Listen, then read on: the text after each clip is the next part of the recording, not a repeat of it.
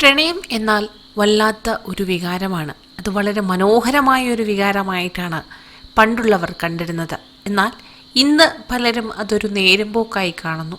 കുറച്ചു നേരത്തേക്കെങ്കിലും പ്രണയം നടിച്ച് മുന്നോട്ട് പോകുന്ന പലരും നമ്മുടെ ഈ കാലഘട്ടത്തിൽ ഉണ്ട്.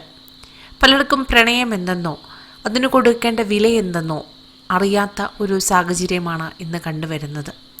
ഭാര്യയും മക്കളും ഉള്ളവർ മറ്റ് സ്ത്രീകളുടെ പുറകെ പോവുക, ഭർത്താവും മക്കളുമുള്ളവർ മറ്റു പുരുഷന്മാരുടെ പുറകെ പോവുക, അങ്ങനെയുള്ള വാർത്തകളൊക്കെ നമ്മൾ പലപ്പോഴും കേൾക്കാറുമുണ്ട്. അന്നൊക്കെ വലിയ രീതിയിൽ പ്രതികരിക്കുമെങ്കിലും 2 ദിവസം കഴിയുമ്പോൾ വീണ്ടും ഇത്തരത്തിലുള്ള സംഭവങ്ങൾ തുടരെ തുടരെ വന്നുകൊണ്ടേയിരിക്കുന്നു. അതുകൊണ്ട് തന്നെ ഇന്ന് ഇതൊരു പുതുമയൊന്നുമല്ല. പണ്ട് പ്രണയത്തിന് വേണ്ടി വർഷങ്ങളോളം കാത്തിരിക്കുന്നവർ വരെ ഉണ്ടായിരുന്ന നാട്ടിലാണ് ഇന്ന് ഇത്തരത്തിൽ ദുരന്തങ്ങൾ സംഭവിച്ചു കൊണ്ടിരിക്കുന്നത്. കഴിഞ്ഞ ദിവസം നടന്ന സംഭവം മലയാളി മനസ്സിനെ വല്ലാതെ ഞെട്ടിച്ച സംഭവമായിരുന്നു. സഹതാപം ഒന്നും ആർക്കും തോന്നുന്നില്ല എങ്കിലും ലേശം ലജ്ജ തോന്നുന്ന സംഭവമാണ് നടന്നത്. കണ്ടാൽ പെൺകുട്ടിക്ക് ഏകദേശം 18 വയസ്സ് പ്രായം തോന്നിയിരുന്നു. യുവാവിനാണക്കട്ടെ 32 വയസ്സും. അവരുടെ സംസാരത്തിൽ എന്തോ പന്തികേട് ഉണ്ടെന്ന് അവിടെ നിന്നവർക്കൊക്കെ തോന്നി. പെട്ടെന്നാണ് കൊച്ചുവേളി അമൃത്സർ എക്സ്പ്രസ് ട്രെയിൻ വരുന്നത് ശ്രദ്ധിച്ചത്. കരുവാറ്റയിൽ സ്റ്റോപ്പ് ഇല്ലാത്തതുകൊണ്ട് നല്ല വേഗത്തിലാണ് ട്രെയിൻ പാഞ്ഞു വന്നുകൊണ്ടിരിക്കുന്നത്. ട്രെയിൻ വരുന്നത് കണ്ടപ്പോൾ ഇവർ രണ്ടുപേരും 1-ാം നമ്പർ പ്ലാറ്റ്ഫോമിൽ കയറി നിന്നു. ഗേറ്റ് കീപ്പർ ഇവരെ ശ്രദ്ധിച്ചുകൊണ്ടാണ് നിന്നത്. ട്രെയിൻ അടുത്തു വന്നപ്പോൾ അവർ ചെരുപ്പ് അഴിക്കുന്നത് കണ്ട ഉടൻ തന്നെ ഗേറ്റ് കീപ്പറിൻ്റെ കാര്യം മനസ്സിലായി. അദ്ദേഹം ഉറക്കെ വിളിച്ചു പറഞ്ഞു, ചാടരുത് എന്ന്.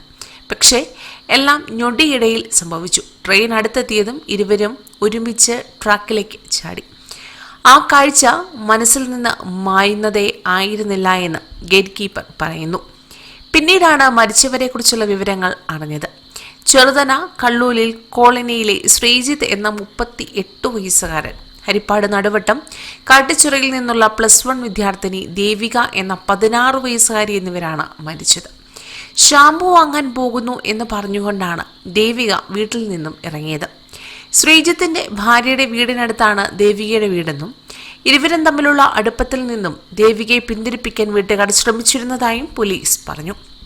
ഇരുവരുടെ മൃതദേഹങ്ങൾ ആലപ്പുഴ മെഡിക്കൽ കോളേജ് ആശുപത്രി മോർച്ചറിയിൽ സൂക്ഷിച്ചതിന് ശേഷം വൈകുന്നേരം സംസ്കാര ചടങ്ങുകൾക്കായി വിട്ടു നൽകുകയും ചെയ്തിരുന്നു.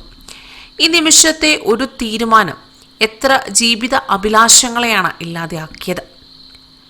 ഇയാൾക്ക് ഭാര്യയും 2 മക്കളും ഉണ്ട് എന്നത് മറ്റൊരു സത്യം. ഇതൊന്നും ഓർക്കാതെ വെറും 16 വയസ്സ് മാത്രമുള്ള പെൺകുട്ടിയുമായി പ്രണയത്തിലാവുകയും ഒടുവിൽ ഇരുവരും ഒരുമിച്ച് മരിക്കുകയും ചെയ്തു. എന്താണ് പറയുക? ഒന്നും പറയാനില്ല. കൂടുതൽ വാർത്തകൾക്കായി ഈ ചാനൽ സബ്സ്ക്രൈബ് ചെയ്യുക.